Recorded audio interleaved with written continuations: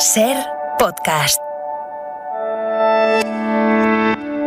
Hay una mezcla explosiva en uno de los estrenos de esta semana. La escritora Tamara Tenenbaum adapta su propio libro, El fin del amor, en una comedia feminista que protagoniza Lali Espósito y que dirige Leticia Dolera.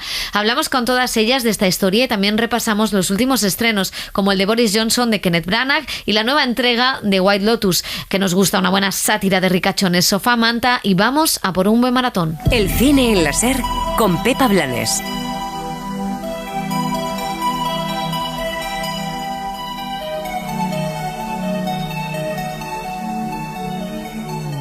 Las series. Fuera de mi inmerso centro como saliva del arce negro estás. Nunca te dije flaco, quédate conmigo, fuiste vos solo nomás. ¿Cómo pudiste negro no leerme? Te escribí por en mí no perderme. Duele la aguja fría ahora como agua sobre la frente perfora. Yo no quería nada más que estar pegaditos un rato. Te sufrí ahora. Y abrimos sección de televisión con Nati Peluso, una argentina de pro, para hablar de otra serie creada por mujeres argentinas. Dani Garrán, ¿qué tal? Muy buenas, chicos. Bueno, esta semana muy buena. Te he dejado con la palabra en la boca. Nada. ¿Qué ibas a decir? No, que esta canción de Nati Peluso que muy bien, ¿no? Que viene curvilínea.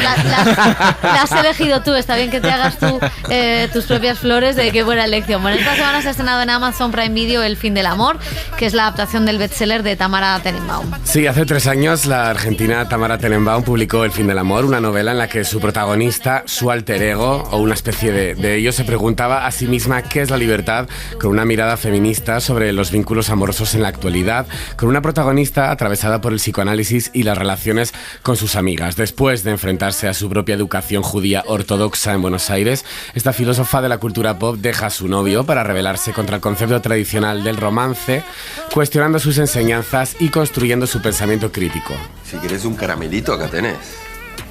No me hables como si fuera una nena. Nada menos erotizante que el tono paternalista. Uno ya no sabe qué hacer con ustedes. Les brotan las denuncias por los poros. Te firmo una declaración jurada si te dejo más tranquila. Vos no bajás la guardia jamás. Agradeceme el coaching. La escritora también figura como guionista de la serie A Cuatro Manos con Erika Halvorsen, la showrunner que se interesó por adaptarla a la pantalla. Lali Espósito es la actriz protagonista, la que da vida a Tamara, mientras que Leticia Dolera dirige los 2 primeros capítulos. Este cuarteto de mujeres es el que ha conseguido llevar al mainstream una historia que muchos ejecutivos querían parar por considerarla de nicho. Y con las 2 guionistas ha hablado Dani, con Tamara Tenenbaum y Erika Halvorsen. Vamos a escuchar esta entrevista.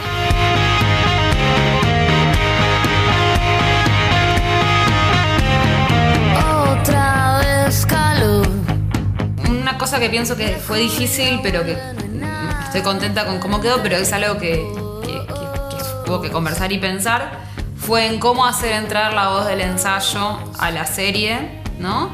En el sentido de la voz del ensayo, quiero decir la voz teórica, ¿no? Que aparece en el libro.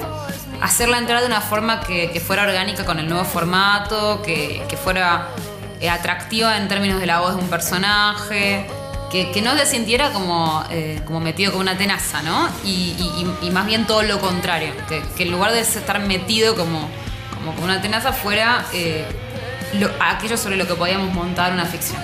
Eso para mí fue lo más difícil. Y que tampoco sea, claro, una bajada de línea, ¿no? Ni tampoco concluir con que tenga la gran conclusión, pero sí, como opera Tamara, que es filósofa y está, o sea, todo el tiempo como cuestionando, abriendo preguntas, habitando las contradicciones. Bueno, cómo mostrar eso y a la vez mostrar que este personaje es una escritora, que a la vez es una argentina artista de 30 años que no tiene un solo trabajo, porque en Argentina tenemos que tener muchos trabajos. Entonces de repente nos decían, ¿pero qué? El personaje da clases en la facultad, trabaja en una radio, escribe una columna, y sí así vive Tamara Tenenbaum. Ahora encima escribe una serie.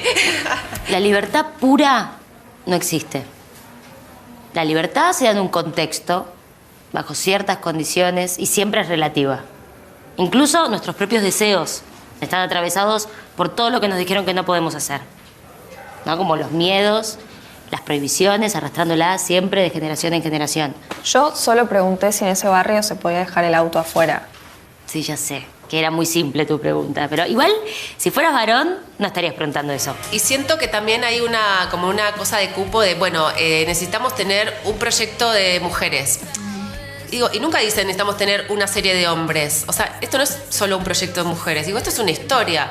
Entonces no se puede, digo, cuando dividen, ¿no?, la torta de la programación, decir, bueno, no, ya tenemos uno de temática femenina. ¿Cómo temática femenina? O sea, estamos contando la historia de un personaje. ¿Cuántas historias se generan y cuántas series se filman por año? Digo, ¿por qué todavía la de personaje femenino sigue siendo como un género en sí mismo? Para mí lo que pasa es que se produce una cosa medio paradójica, que es que la gente dice, no, hay un montón de series de chicas, porque están mirando series gringas. Si pensás en las series que están saliendo en español, son todas de narcos y policiales. O sea, siguen siendo narcos, policiales y fútbol. Sigue siendo lo que la mayoría de las plataformas sacan. Entonces, si pienso en series en español hechas o en Argentina, o en México, en España, no hay tantas. O sea, realmente como que ya hay una idea de, uy, ya nos saturamos del feminismo cuando todavía no hay ni 5. Entonces, me parece que ahí hay algo que es nuestro mercado, que bueno, que tiene algunas cosas más conservadoras o lo que sea. Hoy quiero que hablemos de un tema que me parece grave. Estoy hablando del verdadero tabú de esta época, que no es el sexo. No la pasamos hablando de sexo. El verdadero tabú es el dinero. A ver, contame. Cualquiera te cuenta que tiene un amante, ¿no? Pero anda a preguntarle a alguien por la guita. Mira, Matías, ¿cuánto cobras? No, preferiría no decirlo, porque... Porque es privado. Claro, ahora te pregunto tu posición sexual favorita y empezás. El escarabajo, el perrito, la langosta. Bueno, a ver, langosta, ¿y cuál es el problema? Que nos perjudica a todos los trabajadores. Y mucho más a las mujeres, porque si efectivamente Matías gana más que yo, ¿cómo me entero? No solo nos basamos en el libro y en la historia, sino todo el tiempo yo le digo, pero a ver, acordate de algún momento donde te haya pasado algo así, y ella va a buscar en su memoria. O sea, al contrario, digo, todo el tiempo para mí lo fascinante de meterme en el mundo de Tamara y además la apertura que ella tiene, ¿no?, como de entregarlo todo para el proyecto, es justamente eso, es, bueno, no te abstraigas. O sea, hay momentos donde sí, obviamente, ficción y apelamos a la imaginación y que sea la mejor escena posible, ¿no?, la que más nos guste. Pero a mí me pasa igual cuando estoy contando una anécdota. O sea, me parece que yo si te cuento una anécdota, y hay un detalle que me parece más interesante de lo cambio. Como que yo siempre vivo así, o sea, nunca me abstraigo, estoy haciendo... Y a la vez siempre estoy ficcionando para mejorar las historias, así que no me cambien nada. Sí, pero es como ese juego de disociación, pero a la vez de no alejarse, sino meternos cada vez más a fondo en su historia, ¿no? Porque eso lo vuelve como particular. No puede ser peor, no puede ser mejor. Después de conocer cómo nació la adaptación a la serie, vamos a escuchar también la charla de Dani con Lali Espósito y Leticia Dolera, sobre todo en esos temas que las interpelaron para sumarse al proyecto. En Latinoamérica no está. Esto en habla hispana quizá tampoco existe de esta manera como la queremos hacer. Y nos dimos cuenta que teníamos entre manos algo realmente disruptivo por lo que se cuenta en El fin del amor y por la visión principalmente de Tamara, ¿no? Esta filósofa contemporánea, inteligente, sensible, dura, contradictoria, graciosa y todas las características que son de Tamara real y que están puestas al servicio de la serie, ¿no? Pero sobre todo el contenido, un contenido feminista, repito, disruptivo, que creo que no había, y ahí yo dije, bueno, por supuesto que estoy on board para esto, sin duda. En mi caso, pues me leo los guiones de los primeros 2 capítulos y siento que me engancho, que me interesa, que me atraviesa y que me apetece explorar las cuestiones que plantea, ¿no?, en torno a la libertad, que es esa palabra tan manida, tan usada por gente que piensa de manera tan distinta y que a la vez nos interpela a todos en algún momento de nuestra vida, ¿no? Necesito tener unas estructuras que me opriman y que yo pueda romper para llegar a sentirme libre, porque sin esas estructuras que romper, ¿cómo podemos saber que estamos siendo libres? Entonces, las estructuras que usa la serie me parecen muy interesantes y me parecen un buen melón al que acercarse, ¿no?, que es la religión, la familia y el feminismo.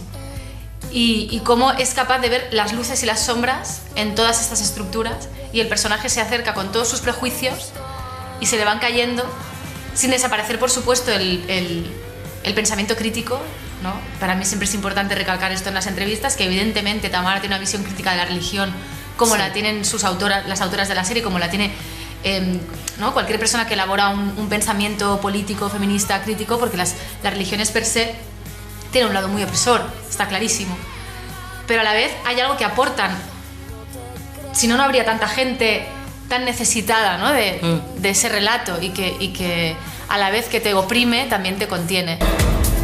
Bueno, porque, a ver, yo no compro el discurso de me empodero mostrando el culo, simplemente no. Yo estoy diciendo que históricamente hay formas estéticas que surgen de contextos de opresión, pero pueden resignificarse, tipo los símbolos religiosos, ¿o no? ¿Puede pasar lo mismo con el perreo? ¿Se puede resignificar? Bueno, las religiones están llenas de simbología patriarcal. Sí, pero yo te estoy hablando de contexto. El contexto es importante. ¿Entendés mi punto, no? O sea, los significados no son fijos. Madonna usa una cruz gigante y eso no es una reivindicación del catolicismo necesariamente.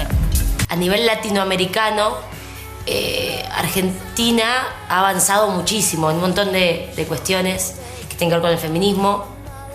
Hemos salido a la calle en los últimos años fuertemente a pelear por esas cuestiones, varias, y una es qué pasa con las mujeres en el mundo audiovisual. Es un país que es verdad, que todavía le cuesta y que todavía está ahí, pero a la vez soy una persona que intenta mirar también todo lo que se viene construyendo, y El fin del amor es parte de lo que se está construyendo. Por eso nos sentimos también tan orgullosas de esta serie. Pero como Argentina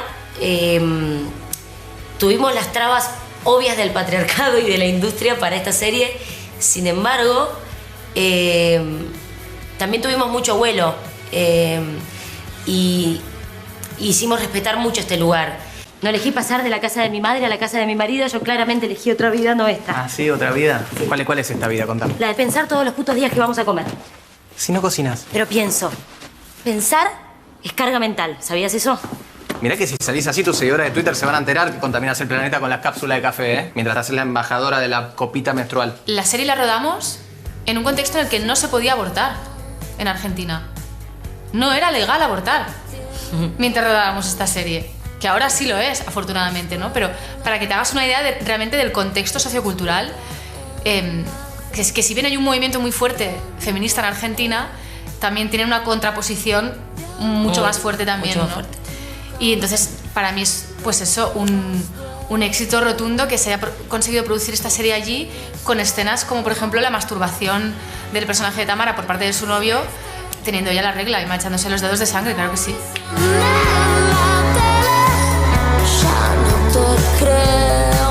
Bueno, ¿y qué os ha parecido El fin del amor, Dani?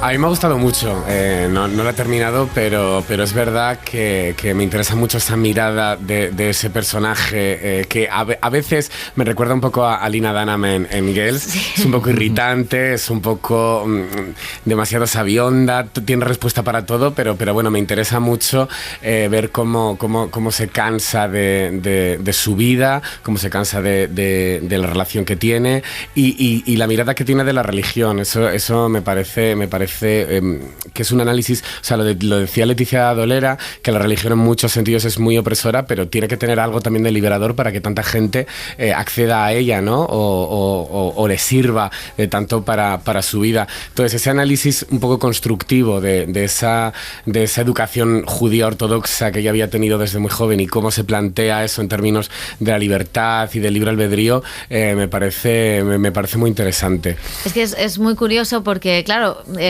al final el judaísmo hay una cosa que raya la identidad, ¿no? El otro día pasaba por Madrid Judith Butler, que es una filósofa, donde su identidad como lesbiana estaba a la par que su identidad como judía, o lo hemos visto en series como Transparent o en ficciones que de repente, sobre todo, bueno, Woody Allen también ha metido mucho de eso.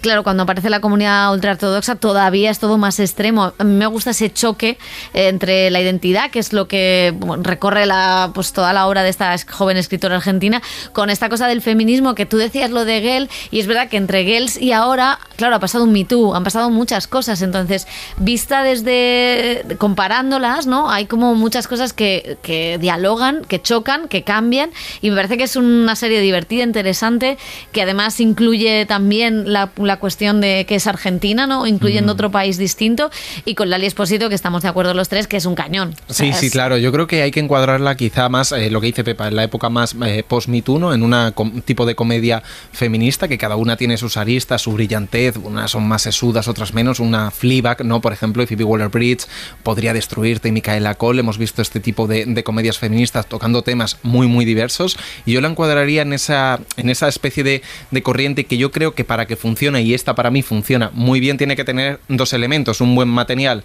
de la historia, en el guión, que se basa sobre todo en las contradicciones, que la han explorado todas estas series, y en este caso ya lo hablabais vosotros sobre el judaísmo y sobre el romance, lo que predicas, lo que haces, todas estas contradicciones, y luego que tenga una protagonista con carisma y que tire de la serie y haga que la serie sea potente. Y yo creo que en ese caso Lali Espósito es un ciclón, porque sí que tiene esa fuerza, esa energía, le da una energía a la serie muy especial, muy guay, siendo una dramedia que podremos haber visto, ubicándola en un lugar que no tenemos tan acostumbrado, con un nivel de producción medianamente bueno, la verdad, y tocando muchos temas de forma divertida que escuecen, ¿no? Como el tema del dinero que hemos escuchado, y la verdad que yo... La vivienda, que es uno de claro, los debates. Claro. O sea, que luego también es una serie como las que he mencionado anteriormente, que creo que coge esos elementos, que es contradicción, protagonista muy potente, y la idiosincrasia de donde se desarrolla la serie. Y los tres elementos lo tiene. Yo he visto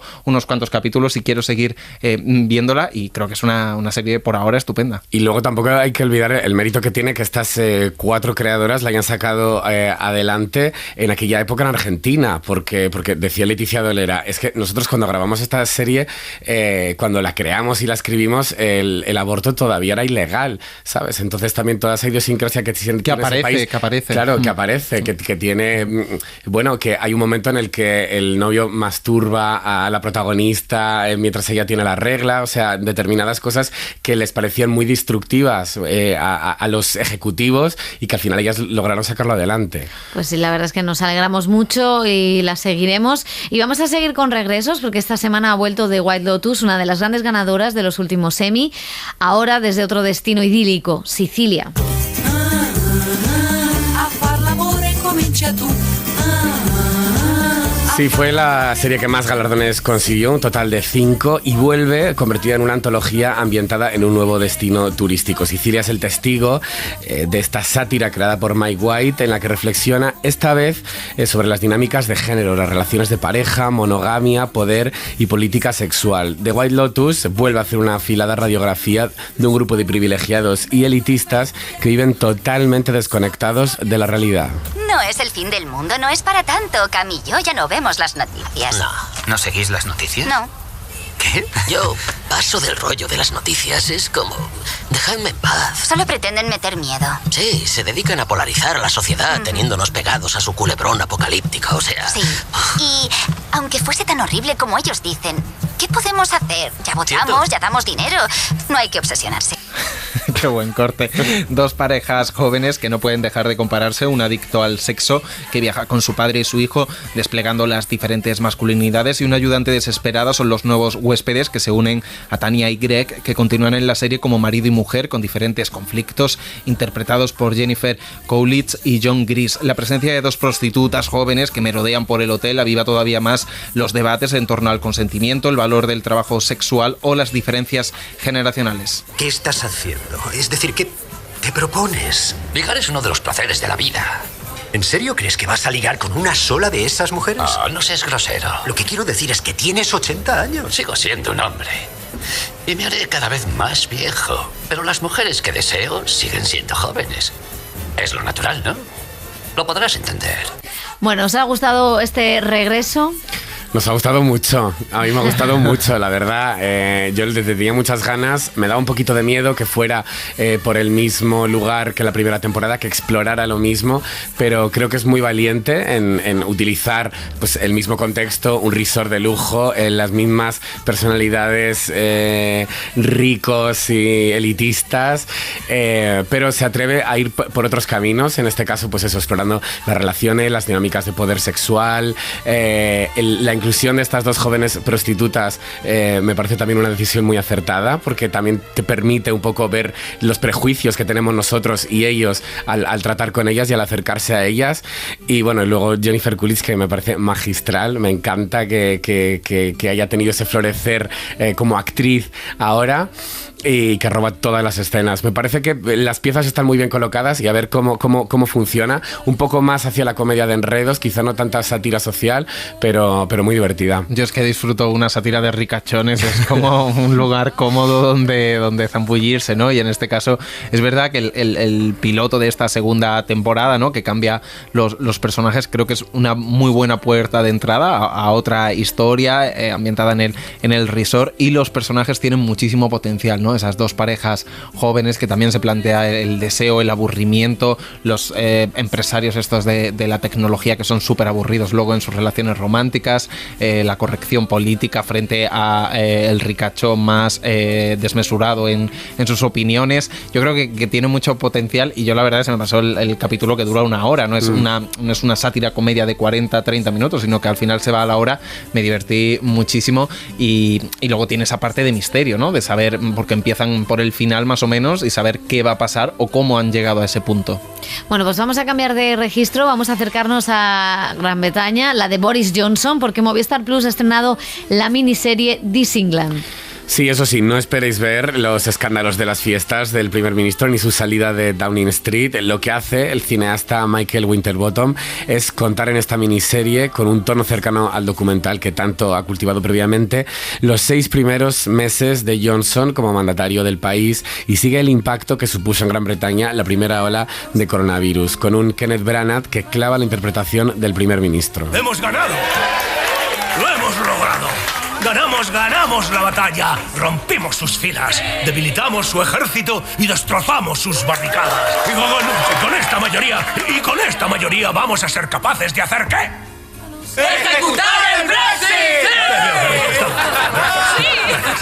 Hace menos de 6 meses, cuando me convertí en vuestro líder, solo podía ofreceros sangre, sudor, lágrimas y trabajo.